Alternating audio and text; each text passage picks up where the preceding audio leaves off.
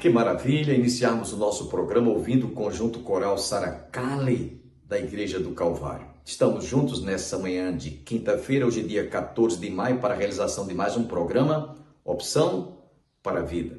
Dentro de instantes você terá a oportunidade de ouvir outra vez o presbítero Newton, trazendo mais uma reflexão da palavra ministrada desde ontem. E antes, desejamos fazer uma oração por você que está conosco. Talvez você esteja abatido, triste, quem sabe o seu coração decepcionado ou até mesmo enlutado, atribulado. Eu quero orar por você nessa manhã. Pai, eu quero nesse momento te apresentar cada família, cada coração que está em sintonia conosco. Abençoe os lares, as famílias, os corações daqueles que estão enlutados, que estão em depressão, que estão tristes, abatidos, que estão decepcionados. Que o teu Espírito Santo venha de encontro a cada necessidade, a cada coração contrito, e a tua palavra venha de encontro às nossas necessidades. Abençoe a cada família e continues a falar ao nosso coração através da tua palavra que vai ser ministrada agora, em nome de Jesus. Amém. Quero deixá-los com o presbítero Newton.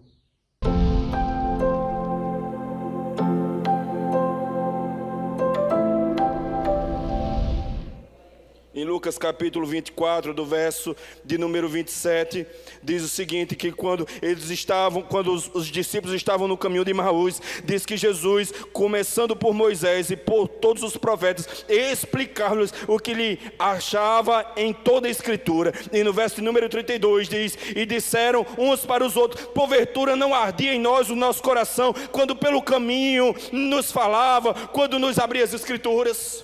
Veja que estes estavam entristecidos, angustiados, mais uma vez, que Cristo lhe abriu o entendimento, que Jesus lhe ensinou a respeito das Escrituras e que mostrou que o Cristo morreria, mas ressurgiria para a glória de Deus e para a salvação desse povo. Agora caiu dos seus olhos as escamas, agora caiu a venda, agora eles puderam contemplar não mais um Cristo preso dentro de um sepulcro, mas o Cristo que venceu a morte com a morte e agora está vivo para todo sempre.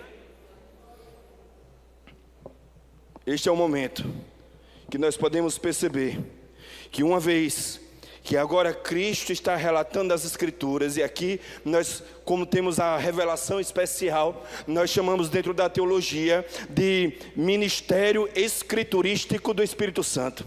Pastor Aurivan Marinho, ele usa a expressão e eu acho extraordinária. Ele diz que é Escritura produzindo Escritura. Veja que na antiga aliança vai revelar o Cristo que viria. Cristo agora desvenda os olhos desses a respeito das Escrituras passadas, e agora iluminados pelo Espírito Santo, eles têm a revelação de quem é Jesus, o Cristo, Filho do Deus vivo. Estes homens não podiam mais viver qualquer vida.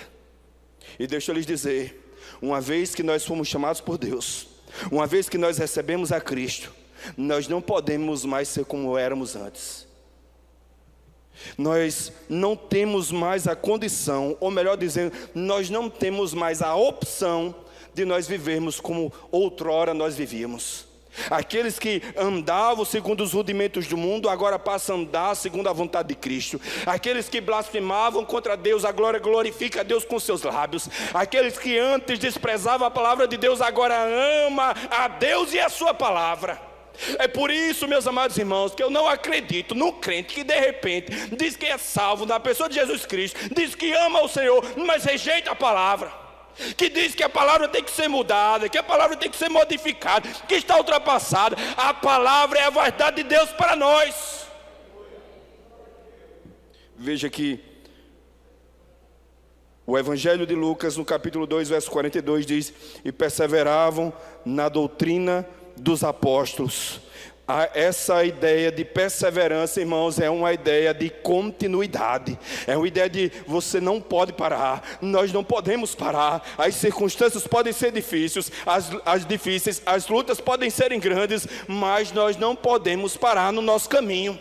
Lembra, pois, do que Jesus disse: aquele que toma mão no arado e olha para trás não estará apto para o reino de Deus.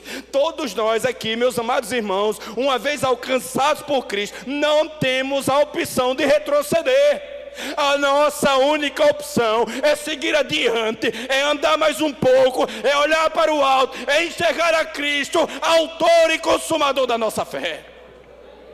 Não retroceda, meu amado irmão, não retroceda, minha amada irmã. É tempo de nós darmos as mãos, de nós seguirmos a palavra de Deus, de nós observarmos as Escrituras, de perseverarmos na doutrina dos apóstolos, de enxergarmos que a palavra, ela é fonte de vida para aqueles que estão mortos.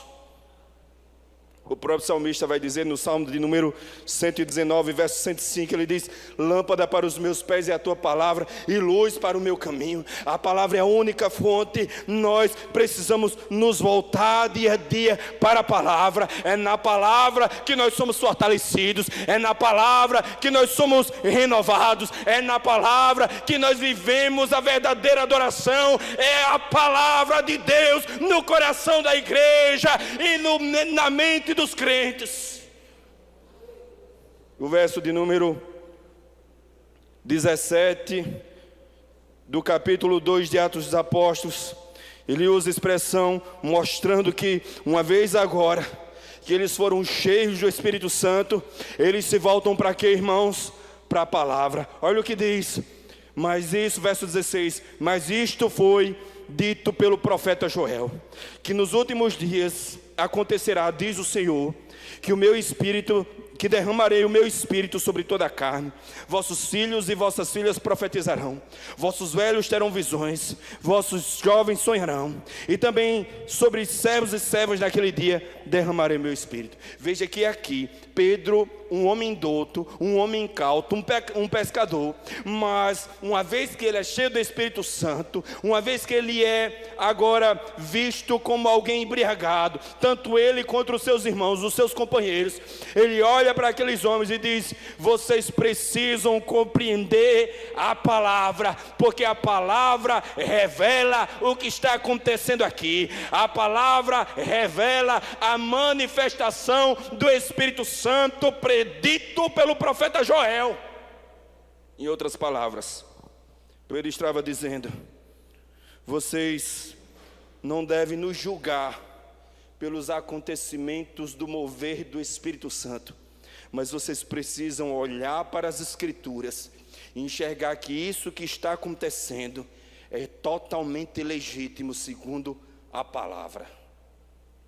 Olha o que nós dissemos no verso de número 42, e perseveravam na doutrina dos apóstolos. Agora o apóstolo que antes havia negado Jesus Cristo, e que agora renovado pelo próprio Cristo no braseiro, ele agora sendo revestido do poder do Espírito Santo, ele começa a anunciar a palavra. E o que é que acontece quando ele anuncia a palavra? Mais de 3 mil almas se convertem naquele dia. Meus irmãos, o que nós precisamos no nosso tempo é fervor espiritual. Vivemos um tempo, irmãos, de muita teologia, mas de pouca manifestação de poder. Eu lembro, irmãos, que no tempo da minha conversão, cerca de 16, 17 anos atrás, desde 2007, não vou nem fazer as contas que é para não errar. Eu lembro que desde 2007, quando eu me converti em 2007, o que mais nós desejávamos era o revestimento de poder. Nós anseiávamos por esse revestimento de poder. Os irmãos mais velhos que estão aqui anseiaram tempos de revestimentos de poder, buscavam o mover do Espírito Santo. E a grande verdade é que nós que fazemos parte da aliança das igrejas evangélicas congregacionais, nós só fazemos parte da aliança por causa da manifestação da contemporaneidade dos dons. Porque houve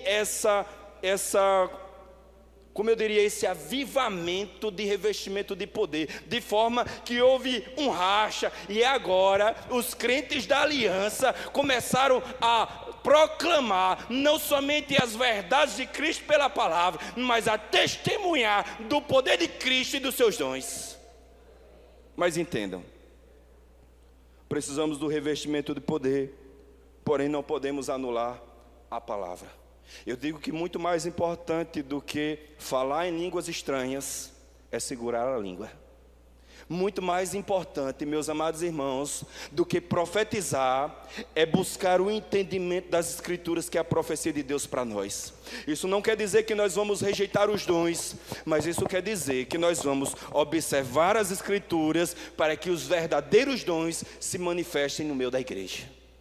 Somente com esse revestimento de poder, somente com essa busca, nós provaremos de um avivamento inigualável, que fará com que não negaremos a nossa fé em Cristo com as nossas ações. Pelo contrário, vivenciaremos uma vida prática, sairemos da ortodoxia e viveremos uma ortopraxia.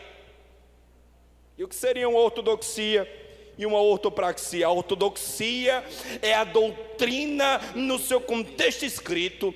A ortopraxia é a doutrina sendo vivida na prática. Não podemos correr o risco de viver uma aparência. Lembra, pois, da censura de Jesus à igreja de Laodiceia, em Apocalipse capítulo de número 3, do verso de número 19 e diante, diz assim: quem dera que tu fosse frio ou quente, mas porque nem és frio nem quente, vomitar-te da minha boca. Dizes tu, estou rico e abastado, e de nada sinto falta. Não sabes tu que é pobre, cego, miserável e nu. Aconselho de mim, compre ouros provado no fogo para te enriqueceres, veste branca para que te vista, não apareça a vergonha da tua nudez, e colírio do céu a fim de que vejas, pois eu repreendo e castigo tantos quanto amo. Ser pois zeloso e arrepende-te. O que era que Jesus estava censurando na igreja de Laodiceia? Falta de fervor espiritual. Tinha aparência de crente, tinha ortodoxia, tinha recursos, mas faltava fervor espiritual.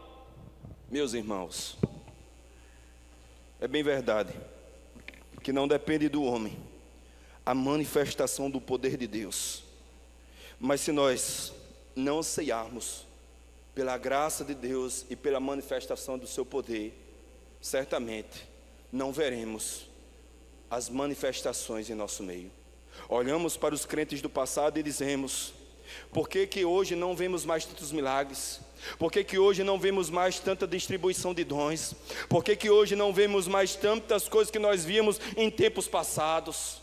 É bem verdade que havia os seus excessos, mas contudo havia um coração quebrantado, desejoso e ansioso pelo mover de Deus. Eles perseveravam na doutrina dos apóstolos. Em segundo lugar, preste atenção, volta para o verso de número 42, e eu vou repetir: e perseveravam na doutrina dos apóstolos. E agora, perseveravam em que também, irmãos? Na comunhão. A comunhão, que seria a cainona. A comunhão envolvia não apenas uma convivência, mas uma partilha da vida, incluindo seus bens materiais, vendendo suas propriedades para suprir as necessidades dos mais fracos, demonstrando uma união e um amor prático. Veja que nós falamos que uma vez agora que nós nos voltamos para a palavra, para a doutrina dos apóstolos, que Cristo morreu, que Ele ressuscitou e que agora o revestimento de poder veio sobre a igreja de Cristo. Agora, com tudo isso, há também comunhão no meio desse povo. Estes homens agora que se convertem a Cristo, junto com Pedro e seus discípulos, e mais aqueles 120 homens que estavam no cenáculo, agora nesse momento todos tinham tudo em comum, repartiam as suas propriedades, supria as necessidades uns dos outros. Uma ortodoxia na doutrina dos apóstolos e uma ortopraxia vivendo a comunhão. Olha que coisa interessante, irmãos. Se nós olharmos, por exemplo, o texto de Lucas, capítulo 24, verso de número 33. Estes estavam poucos homens. Estes eram poucos que estavam reunidos. Diz o texto de Lucas, capítulo 24, verso de número 33, o seguinte. Ele diz: e na mesma hora, levantando-se, voltaram para Jerusalém, e acharam congregados os 11 que com eles estavam. Veja que, voltando para Jerusalém, os discípulos do caminho de Emaús, eles encontram quem? Os discípulos. Todos estavam em que lugar? Numa casa. Fazendo o quê? Reunidos. Ainda que estivessem entristecidos, mas continuavam juntos. Até que o Senhor lhe aparece no meio. Até que a manifestação corpórea do Cristo ressurreto aparece entre eles e diz: Pai seja convosco. Veja, isso nos dá uma ideia de que nós não podemos deixar os momentos de comunhão, apesar das muitas dores que nós viemos a passar. Estes homens estavam passando por uma dor inimaginável. O seu mestre havia morrido, aquele que fazia milagres, aquele que havia ensinado coisas para o resto da sua vida, este que era o Cristo prometido, Filho do Deus vivo. Mas uma vez que Cristo morreu, eles olham para a situação e ficam juntos, consolando uns aos outros, apesar da inúmera dificuldade que eles estavam enfrentando. Mas quando nós olhamos em Atos capítulo de número 1, todos agora também estão juntos aonde? No cenáculo. Todos agora estão juntos aonde? Nesse momento em que o derramado Espírito Santo haveria de acontecer. E agora em Atos capítulo 2 verso 42 diz que perseveravam também na comunhão. Veja que essa comunhão, ela não só foi no período de escassez, no período de tristeza, no período de angústia, mas foi no momento também que eles estavam experimentando o mover de Deus, a porta dos céus se abrindo e o Espírito Santo descendo sobre ele. E mais ainda, agora todos tinham tudo em comum. Eles olharam para a situação e disseram: não podemos mais viver como nós vivíamos antes, não podemos ficar mais dispersos, pelo contrário, precisamos ficar juntos. E deixa eu lhes dizer, igreja, não é tempo da igreja sofrer as fragmentações desse tempo. Não é tempo de nós nos distanciarmos uns dos outros, apesar das inúmeras dificuldades. É tempo de nós congregarmos. É tempo de um ajuntamento solene. É tempo de caminharmos na mesma fé, de perseverarmos na mesma doutrina, de seguirmos a mesma jornada, de confessarmos o mesmo Cristo e viver um evangelho verdadeiro e prático. Todos tinham tudo em comum. Na comunhão envolvia não apenas essa convivência, como eu dissera antes. Eles vendiam também as suas propriedades. Eles olharam para a situação e disseram: mediante aquilo que nós estamos provando, mediante aquilo que nós estamos vivenciando, nós não podemos mais viver do mesmo jeito. Vamos olhar por aqueles que estão em dificuldades. Não vamos deixar que ninguém passe fome, não vamos deixar que ninguém tenha dificuldade. E é bem verdade que quando nós veremos um pouco mais adiante, também em Atos dos Apóstolos, nós veremos que por causa da multidão que se crescia dia a dia e aumentava o número de almas que o Senhor iria salvando, diz que começou a negligenciar as mulheres, as viúvas e os órfãos daquele tempo. Mas qual foi a iniciativa dos apóstolos? Levantam diáconos, homens cheios do Espírito Santo, para suprir a necessidade dos órfãos e das viúvas. O que é isso? A igreja no seu nascidouro, a igreja primitiva, ela tinha como seu coração a ideia de que ninguém poderia soltar a mão do outro. A dificuldade de um era a dificuldade de todos. Não havia privilégios. Ninguém dizia: porque eu sou apóstolo, essa parte é maior para mim. Porque eu andei com Jesus, essa parte aqui me cabe mais do que ao outro. Pelo contrário, o texto diz: todos tinham tudo em comum. Veja, perseveravam na doutrina dos apóstolos e perseveravam na comunhão. Em Atos capítulo 2, do verso 1 ao verso 4, veja que quando nós lemos o texto de Lucas capítulo 24, verso de número 33, nós veremos os 11 agora juntos com os discípulos no caminho de Emaús. E agora em Atos capítulo 2, do verso 1 ao verso 4, diz assim: cumprindo-se o dia de Pentecostes, estavam todos reunidos aonde? No mesmo lugar.